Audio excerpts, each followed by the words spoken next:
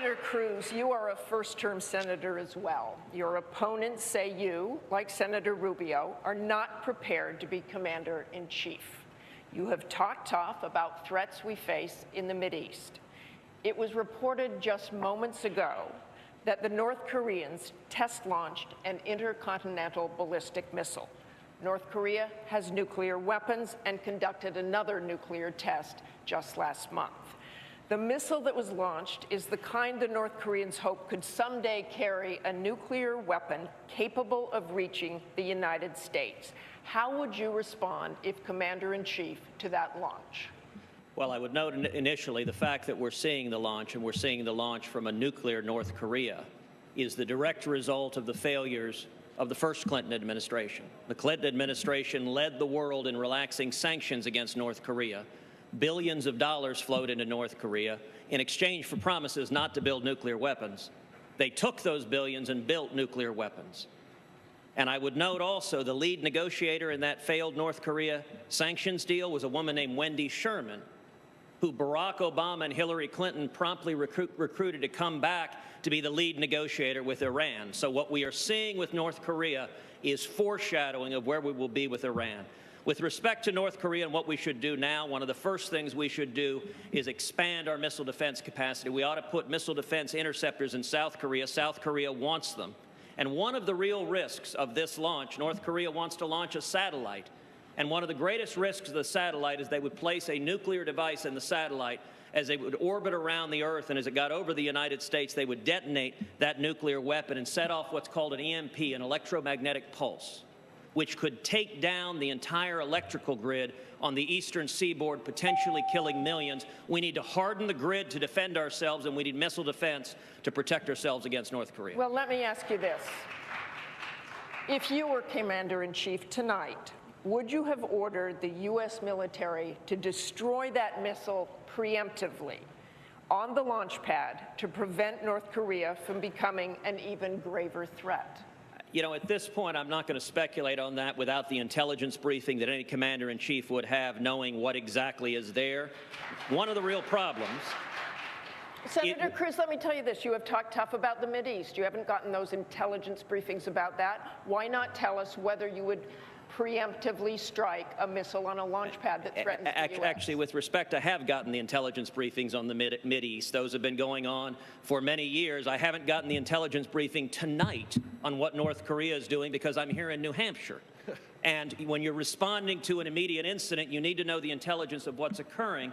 But what I was saying, look, it is qualitatively different dealing with a country once they have nuclear weapons. It's why you prevent them from getting nuclear weapons in the first place, because your hands are somewhat tied once they have nukes. It's why this Iranian nuclear deal is so catastrophic, and it's why I pledged on the very first day in office to rip to shreds this Iranian nuclear deal, so we're not sitting here in 5 years wondering what to do about an Iranian missile launch when they have nuclear weapons. The stakes are too high for that. Okay, Senator Cruz, I will say that missile has been sitting there for quite some time, and they have had eyes on it. Martha, just to clarify on that point, because he's right, and one more thing to point, it is standard procedure of the United States to shoot down those missiles once launched if they pose a threat to civilians, land, or ships. Senator Rubio, I'm talking about a preemptive strike on the launch pad. No, I understand, and but I think it's important to note that it is, and Senator Cruz I think was alluding to this as well, it is the standard procedure of the United States, if in fact those missiles pose a threat to land, civilians, our allies, or any of our assets,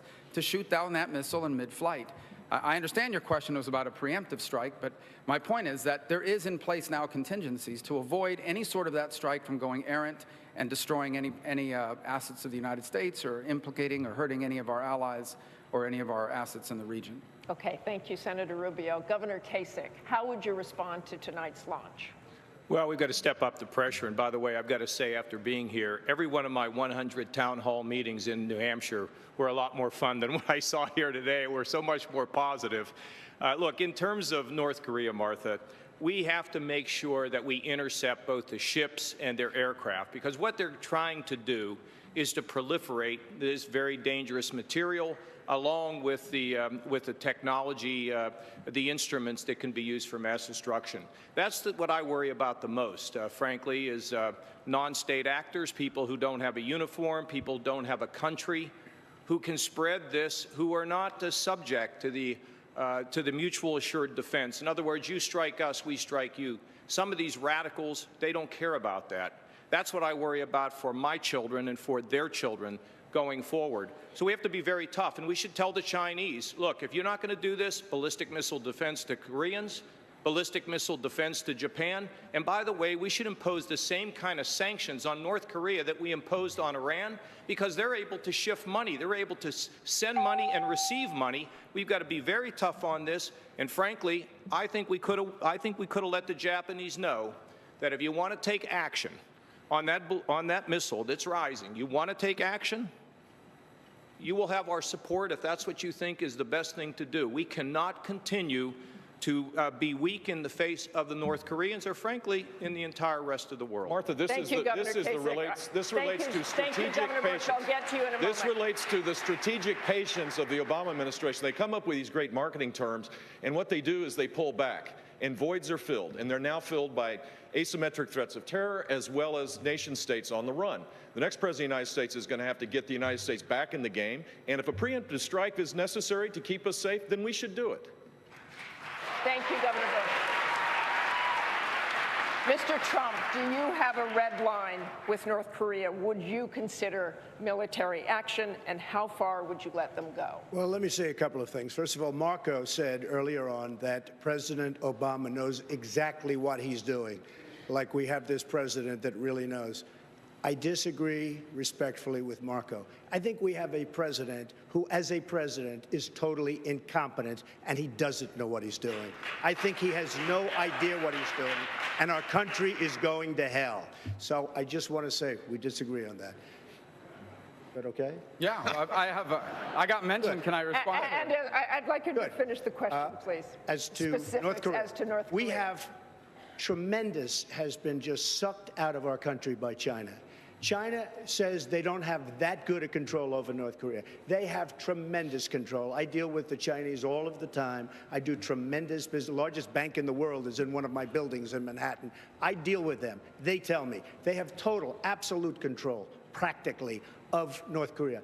They are sucking trillions of dollars out of our country. They're rebuilding China with the money they take out of our country. I would get on with China. Let China solve that problem. They can do it quickly and surgically. That's what we should do with North Korea. Senator Rubio, you were mentioned. Here's the broader point as well, and I think it touches on what Donald just mentioned.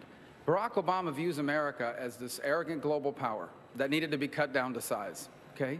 This is a president that views this country as a country that's been too powerful in the world, and we create problems around the world. For example, it's one of the reasons why he has betrayed Israel, because he believes if we create separation from Israel, it will help our relations in the Islamic world. The same is happening in the Asia-Pacific region with accommodations to North Korea.